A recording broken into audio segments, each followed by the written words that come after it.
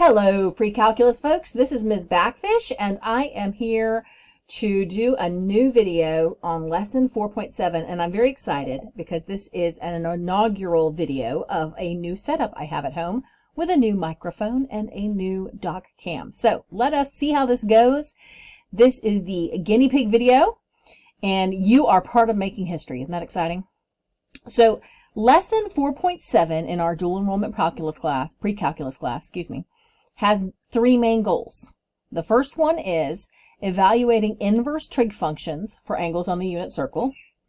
The next one is evaluating inverse trig functions for angles that are not on the unit circle, so using a calculator. And then finally, evaluating composite trig functions. Okay, so let's go ahead and just dive right in with our first one, evaluating inverse trig functions for angles on the unit circle. Now, I don't have with me my beautiful unit circle color-coordinated drawing, figure, whatever. It's lovely. But the point is you should probably have a unit circle either handy or in your head when doing this. All right, so let's go ahead and first think about what it means to have an inverse function, okay? We have notation we very often use for that. Like if I have the function f of x is 3x plus 2, then the inverse function would be x minus 2 all over 3. All right, so the difference is whatever this one does to my x value. Let's say I plug in 1. That would give me 3 times 1 is 3 plus 2 is 5. This one undoes it. In other words, if I plug in a 5, I should get as my answer 1. So let's check it out. 5 minus 2, that's the 3. 3 over 3 is 1. Okay, so functions and their inverses, they have flip-flopped domains and ranges. You know, if I plug in whatever I plug in here, if I plug in -7, that gives me -19. So that means over here, if I plugged in -19, I would get -7. Well, the same is true for trig functions, and we also use a little bit similar notation as well. So for instance, if I say the sine of pi over 3, and I know that that is root 3 over 2, then the inverse sine of root 3 over 2 is pi over 3. That's the idea here. We're doing this. In order to do that, though, I have to be careful because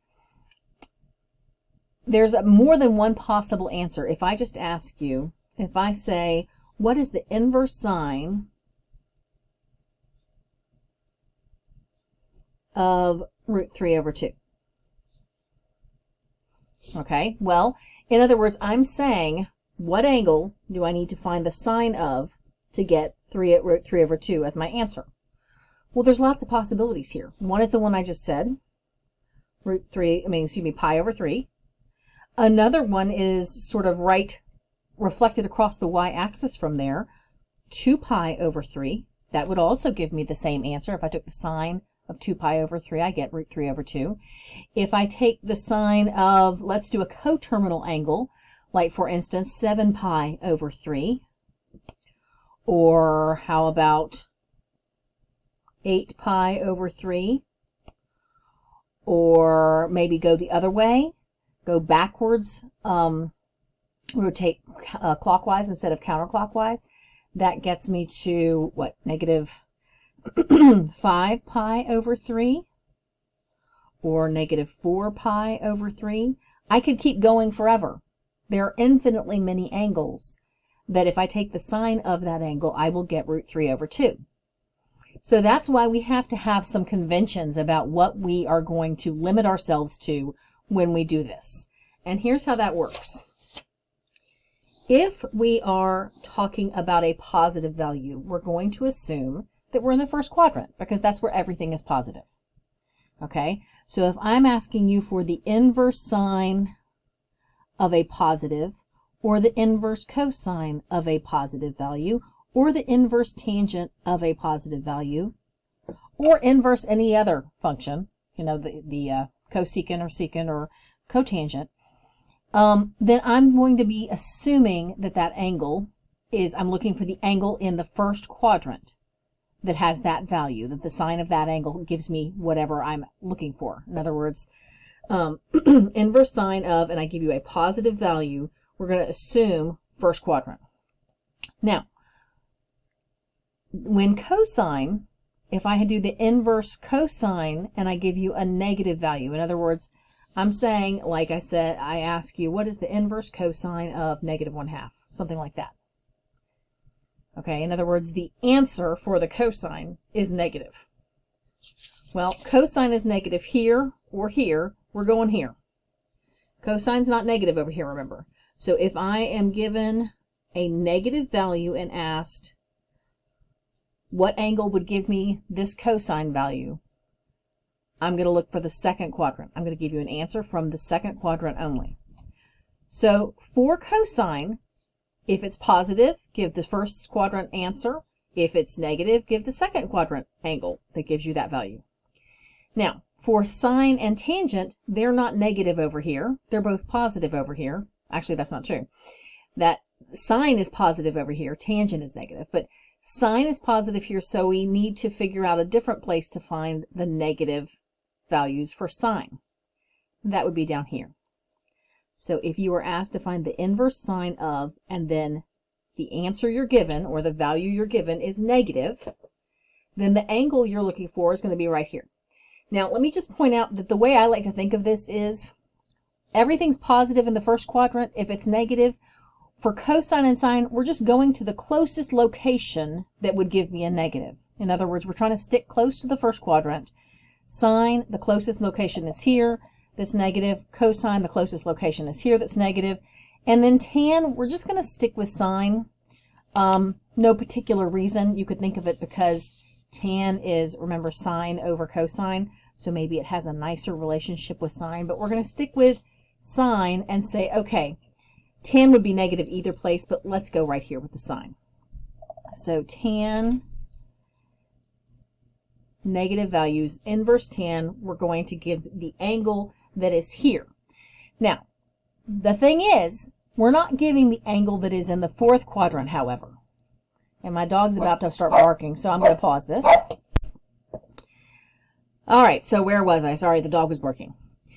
First quadrant, second quadrant. This one here, we're not going to think of that as the fourth quadrant. We're going to think of that, again, we're thinking of everything as close to the first quadrant as possible. We're thinking about it as rotating negative. So it's like negative first quadrant values. Here's what I mean. First quadrant, we're going to think of that as between 0 and 90 degrees, or more often, we do radians. So that's between 0 and pi over 2.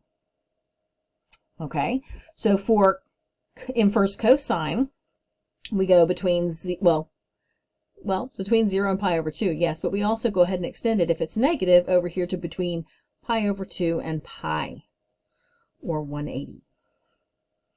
All right, now if we're giving values down here, though, we don't think of them as between 270 and 360, or 3 pi over 2 and 2 pi. We think of them as the negatives of the values here. In other words, some of the angles we look at in the first quadrant are pi over 6, pi over 4, pi over 3, negative pi over 6, negative pi over 4, negative pi over 3. So this is the negative pi over 2. So this is going to give me negative values. All right? So let's do a couple of these. Let's suppose that I am asked to find the inverse sine of 1/2. That's a positive value. So I'm going to give the first quadrant angle that has a result for the sine of 1/2. And that would be pi over 6. Because the sine of pi over 6 equals 1/2. All right, let's try another one. Let's say I want to do the inverse cosine of negative root 3 over 2. Okay, because it's negative, I'm thinking about second quadrant values. So I'm looking for the angle in the second quadrant that gives me a value of negative 3, square root of 3 over 2. Okay, and that would be 5 pi over 6. Need to either know the unit circle or be looking at one to do these. All right, let's do another couple. How about inverse tan of negative pi over 3. Okay, it's negative, and this is tan, so we're talking down here. So my answer is going to be a negative angle value. And you know what I just did? I gave you an angle. Sorry about that. Let me just point out, actually, there is a part later in our chapter that asks questions that are a little bit like that, or it might ask you a question that's like that. If I asked you a question like that, you would say that basically there's no solution. In other words, you would say that's undefined. But I did that accidentally. Let's say inverse tan of negative root 3 over 3. Okay, so we need to know where that happens and where in this quadrant it happens. And that would be at negative pi over 6. If you haven't already got this down, or if you have a unit circle in front of you and you don't have it already written down, to me it's worth it on my unit circle values to go through and think about the tan and maybe write it out. So in other words here, sorry about my smudge here, this is root 3 over 2 and 1/2. So that's my cosine and my sine. Remember that tan is equal to sine over cosine. So the tan here is 1 over square root of 3, but we rationalize that, and so it becomes root 3 over 3. Here we have right in the middle of the quadrant, and this is true for the middle of every quadrant, my sine and my cosine are the same number. They might be different signs, but if they're the same number and I'm putting one on top of the other, then I'm going to get a 1, or if maybe they're opposite signs, I might have negative 1. So over here it would be negative 1, right in the middle at 3 pi over 4. And so on. And this is at, let's see, this is pi over 6, pi over 4, pi over 3, 1/2, root 3 over 2. When I put my sine over cosine here, which is second coordinate over first coordinate, that's square root of 3 over 1. And so the tan here is just square root of 3. Okay. Remember that basically things always work in terms of reference angles. So every other angle that has the same reference angle as this would have the same tan value. Maybe a different sign though. Every angle that has the same reference angle as this, and so on. Okay, so if you don't have that already in your head or on paper in front of you, you might want to go ahead and get that down. Moving on, let's look at what about evaluating inverse trig functions with the calculator. Well, those are easy. You're just basically typing it in. All right, so if I say, what's the inverse sine of 0.3? Okay, well then I'm going to type in. Okay, so I've typed that into the calculator, and I'm doing it sort of incorrectly on purpose because I want you to see this. The first time I looked at one of our homework problems and it was like that, I was like, oh, that's easy, I just type it in. And it really is. The problem is, I'm in degrees. I'm being told to do it in radians. So don't forget to change the mode on your calculator, because if I were to input as my answer 17.46, I would be wrong. So let's go ahead and, let's see if this will, nope. Inverse sine, 0.3, should be in radians now. There we go, it's 0.30. And that's my answer. So all you have to do for the ones that say find the correct answer in the calculator is type them in. Unless, just making sure that you're in radians, unless you're asked for one that is not one of these, but perhaps one of the other 3 trig functions. So like for instance, what if I'm asked for the secant or inverse secant of 0.72. Okay? I don't have an inverse secant button, so what am I supposed to do? Well, I need to think about the fact that the secant is the reciprocal of the what? It's the reciprocal of the cosine. So this is the same as being asked 1 over the inverse cosine of 0.72. So I'm going to type inverse cosine 0.72. And then I'm looking for it. Pretty much all calculators have an inverse button, but I'm having trouble finding this one.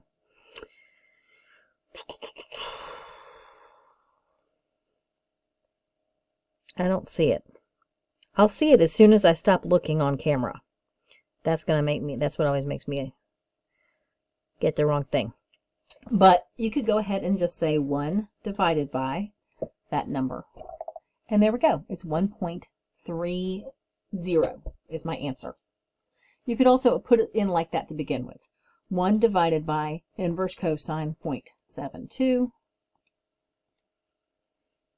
And we get something completely different. That's interesting. Let's see. That's interesting. Hang on, let me figure this out. Well, I paused the video and then immediately saw what I had done. Do you see what I did? I typed 0.072.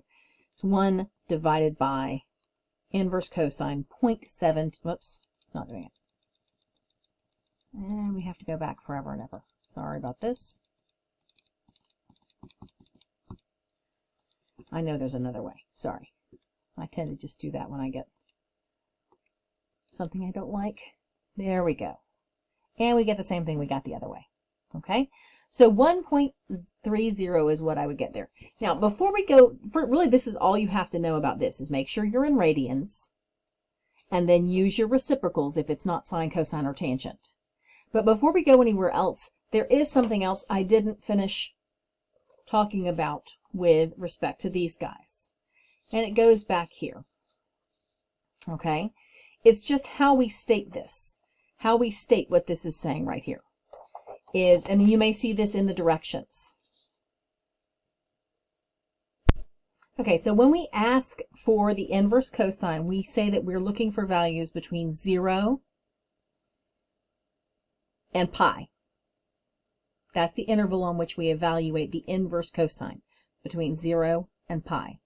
Now, inverse sine and inverse tan, because we go from negative pi over 2 up to positive pi over 2, since we stay in these two quadrants, and we think of this one as the negative, that's what the range of values is. That's the interval on which we evaluate it. We go from negative pi over 2 up to pi over 2. So let's just look at that real quick in terms of sine, cosine, tangent, domain, and range. Think about what happened when you graphed the sine function. Had an amplitude of 1 to negative 1, and it kept going. A sine wave just keeps going forever in both directions. Okay, its domain is unlimited. I can plug in any angles I want. I can ask you for the sine of any angle, just like I could keep going around and around and around the unit circle to coterminal angles in either direction, positive direction or negative direction.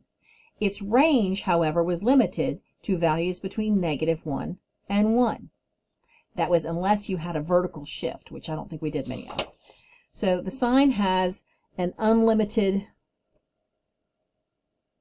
infinite domain. We could go ahead and say from negative infinity to positive, but that's really not my point. So I'm really not as worried about that. The point is, when we turn it around and we look at the inverse sine, so let me grab a different color here. When I look at the inverse sine instead, we said that we flip-flop the domain and range, so the domain is going to become between negative 1 and 1. The range, however, remember we said we can't just evaluate infinitely and many. If I ask you what angles gave me this value, you could keep, I could have a class of 30 people guessing all different angles, and they'd all be right. So this is where we limit from negative pi over 2 to positive pi over 2. Okay? And notice these correspond. If I ask you what's the inverse sine of -1, in other words, what angle gives me a sine of -1, it's that bad boy right there. What's the inverse sine of 1? Pi over 2. All right, cosine. Again, I could ask you the cosine of any angle, so its domain is infinite. I could plug in any angle, you know, cosine of 249 pi over 72. Sure, why not? But again, the range is restricted to being between -1 and 1. So this again is why we had to limit that when we flip-flop it. We don't want an infinite number of answers that are all correct. We're going to flip-flop it. And for our range, remember we're going from 0 to pi. Now finally, tangent. Tangent's a little bit funny. Tangent, the domain is not infinite because you've got asymptotes. The main thing we need to know about the domain, about the domain and range of tangent, is let's look at actually inverse tan. That's really what we need to look at here. And that is, I can ask you for the inverse tan of pretty much anything. Now notice that's not true up here. If I asked you what's the inverse cosine of 2, you would say that's undefined because no angle has a cosine of 2. Okay, same with like 1.3 or -1.6. I can ask you the inverse tan of anything. And again, you're going from -pi over 2 to pi over 2 when you evaluate it. And that is where we will have our answers. Okay, so I just wanted to make sure you saw it put that way. Let's go ahead and go on to our last objective here. And our last objective here is composite trig functions. And composite trig functions can work two different ways. You can have something like this, or you can have something like this, where basically you have the inverse function outside and the standard function inside, or vice versa. Okay? Remember, we always work our way inside and out. So it's really, here we're doing a standard function and then taking the inverse. Here we're doing the inverse first and then doing a standard function. Okay, so let's start with, okay, this guy. We're working our way from inside out. And I say, okay, then what's the cosine of pi over 6? Well, the cosine of pi over 6 is √3 over 2. So this is the same as inverse cosine of √3 over 2. All right, great. Well, those are not different enough colored inks, are they? So there's not much point in switching back and forth, but that's okay. And then the inverse cosine of √3 over 2, well, that's pi over 6, which is just what I started with. So, I mean, couldn't I just cancel these and just say it's pi over 6? In theory, yes, some of the time you can. But what about this? What if I had had inverse cosine of 5 pi over 6? Okay. Well, remember I'm doing the cosine first, and then I'm doing the inverse cosine, right? So the last thing I'm going to do is an inverse cosine. So if I'm going to do an inverse cosine to end, how am I going to get this as my answer? How am I going to get 5 pi over 6?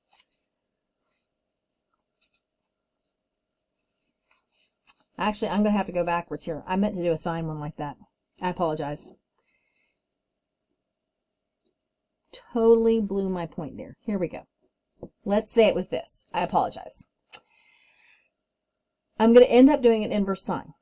So I'm going to do an inverse sine of something. And how could I possibly get 5 pi over 6 when inverse sine doesn't go to 5 pi over 6? Inverse sine stays between -pi over 2 and +pi over 2. 5 pi over 6 is over in the second quadrant, and inverse sine doesn't go over there. So that's not going to happen. So the only way this happens is if this is a value that is in the quadrant that we work with for inverse cosine or inverse sine or inverse tangent, whichever one you're looking at. This is not in the quadrant we use for inverse sine. Inverse sine we either do here or here, and 5 pi over 6 is over here. So sometimes, yeah, it'll just sort of cancel out and it'll be the same value. Other times that's not going to happen. Here, sine of 5 pi over 6, that's 1/2. The inverse sine of 1/2, well, since it's a positive number, I'm looking in the first quadrant. Positive first quadrant. Where in the first quadrant is the sine value equal to 1/2? That's at pi over 6. So that's my answer. It's not the same as that angle because this angle is not one that we use when we're doing inverses. All right, let's look at another one. How about inverse tan of cosine of 3 pi over 4?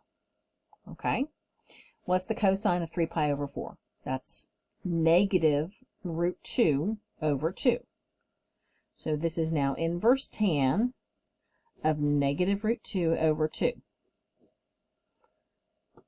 So where is the tan equal to negative 2 root 2? Negative root 2 over 2? Well, it's not on the unit circle. So this would probably be a calculator problem if you had one like this, and it probably wouldn't be stated that way. So I'm racking up the great examples here, racking up sarcastically speaking, the poor examples. So how about if it was inverse sine? How about that? And it doesn't have to be just in the first two quadrants or in that negative fourth quadrant, so to speak. It could be, how about this? Okay. So the cosine of 8 pi over 3. Well, that is one that is outside of 0 to 2 pi. So I'm going to have to think about what that's coterminal to. So subtract 2 pi, and I get 2 pi over 3. So this is the same as asking me the inverse sine of the cosine of 2 pi over 3. The cosine of 2 pi over 3 is negative 1/2. So the inverse sine of negative 1/2, since it's a negative number, I'm looking in the negative first quadrant, so to speak, that fourth quadrant with negative values. And that is going to be negative pi over 6. All right. Since the ones where we're working in that quadrant, keep in mind that since we're just reflecting first quadrant values across, I could think about where it's positive 1/2, and that's at pi over 6, and say, oh, okay, then negative pi over 6. So that will work with sine there, and tangent. All right, what if it's not this way? What if the inverse is the one inside? In other words, we're doing the inverse first and then working our way out to a standard function. Okay, so this time I went ahead and thought through my problems first. Right here we go. We've got inverse cosine of root 3 over 2. Okay, so in other words, what angle would give me a cosine value of positive root 3 over 2? And that's pi over 6. Well, what's the cosine of pi over 6? Root 3 over 2.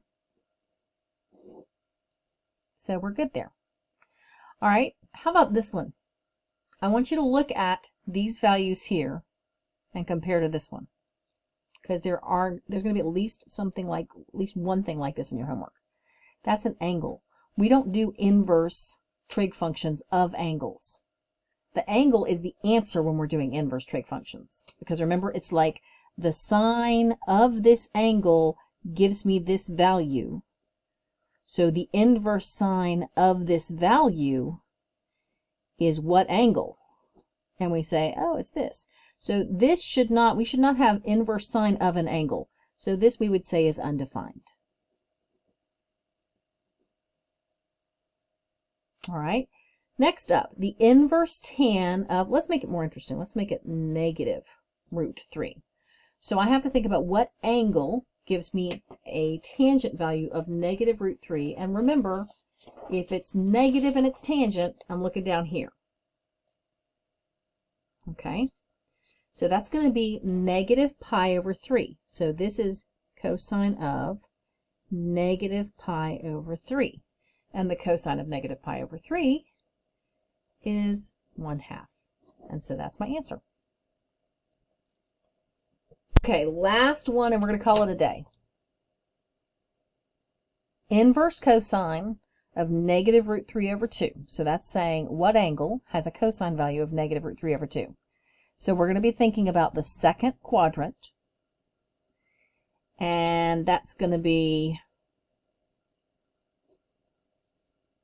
5 pi over 6. So now I'm finding the cosecant of 5 pi over 6. So my answer is 2. I hope this has been everything you needed it to be, and I hope it has worked out well in terms of sound and video. Like I said, this was the guinea pig inaugural video of my new setup at home, and I will see you next time.